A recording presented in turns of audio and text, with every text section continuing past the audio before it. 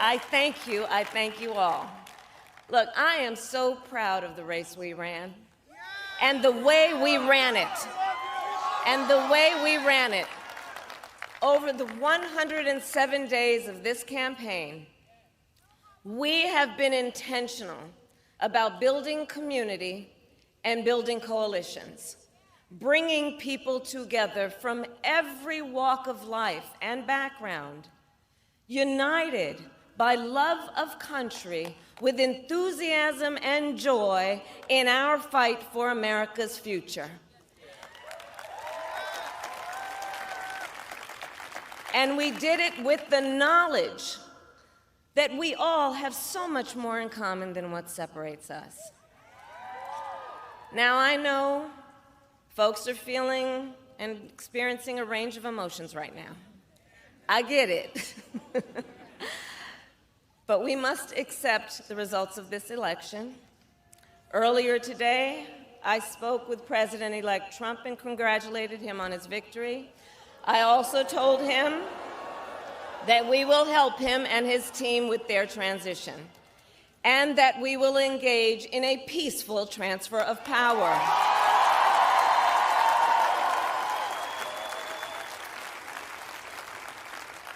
A fundamental principle of American democracy is that when we lose an election, we accept the results. That principle, as much as any other, distinguishes democracy from monarchy or tyranny. And anyone who seeks the public trust must honor it. At the same time, in our nation, we owe loyalty not to a president or a party, but to the Constitution of the United States.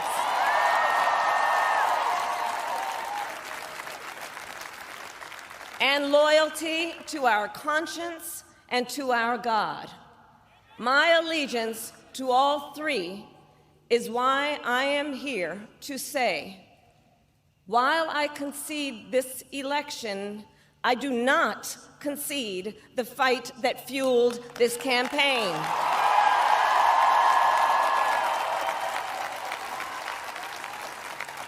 The fight for freedom, for opportunity, for fairness, and the dignity of all people.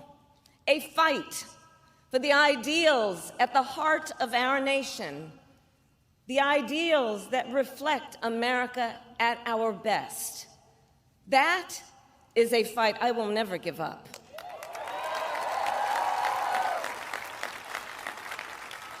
I will never give up the fight for a future where Americans can pursue their dreams, ambitions, and aspirations, where the women of America have the freedom to make decisions about their own body and not have their government telling them what to do.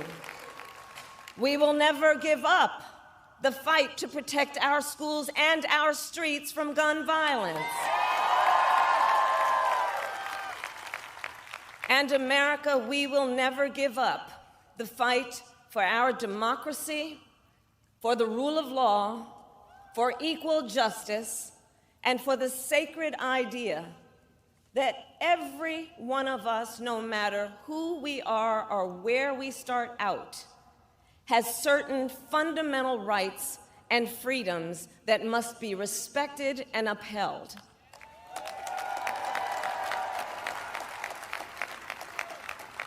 And we will continue to wage this fight in the voting booth, in the courts, and in the public square.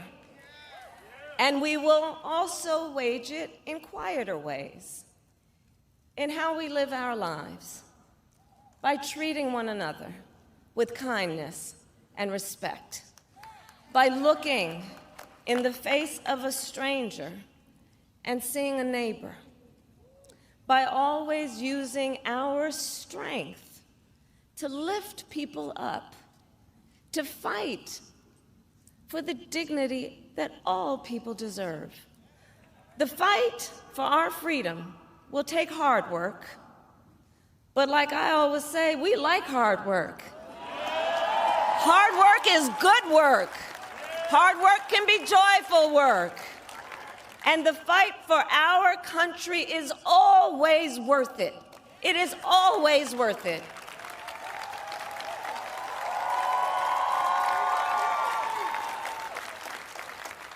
To the young people who are watching, it is, I love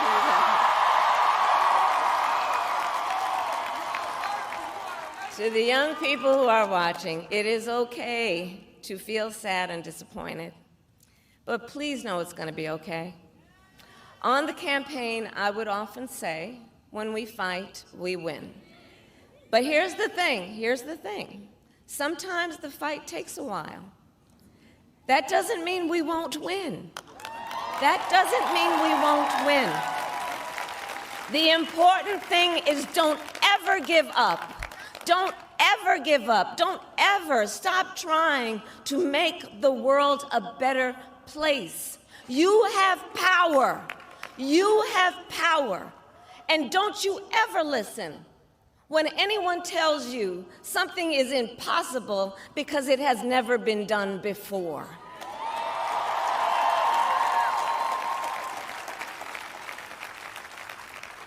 You have the capacity to do extraordinary good in the world.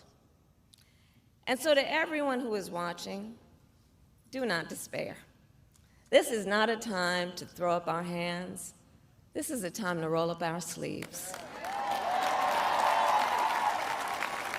This is a time to organize, to mobilize, and to stay engaged for the sake of freedom and justice and the future that we all know we can build together.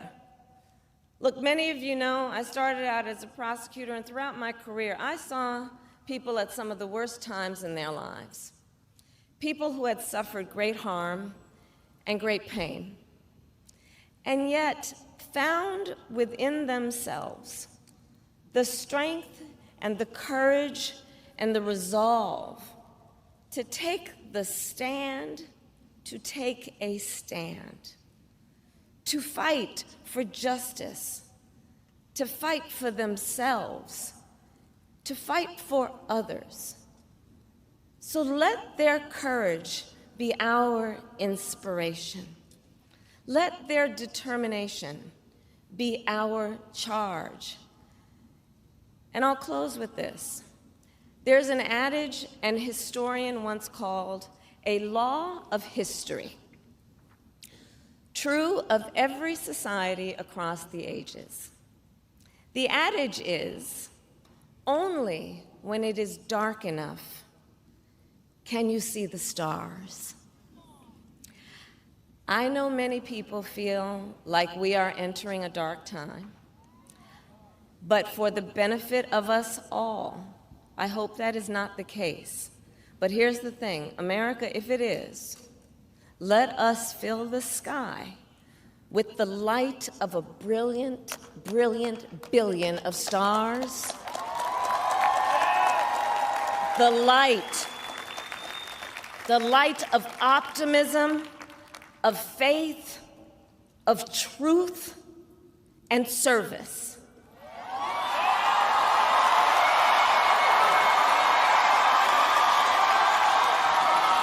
HU. And may that work guide us, even in the face of setbacks, toward the extraordinary promise of the United States of America. I thank you all. May God bless you, and may God bless the United States of America. I thank you.